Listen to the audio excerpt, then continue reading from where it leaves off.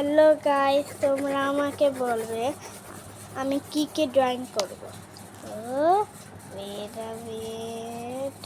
তো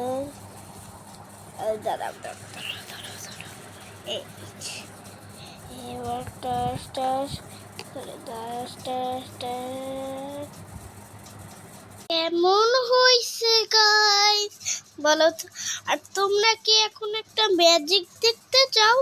চলো তোমাদেরকে একটা ম্যাজিক দেখাই। এই কি হারাচ্ছে, কি বাইর হচ্ছে, এটা ফেলাই দেবো।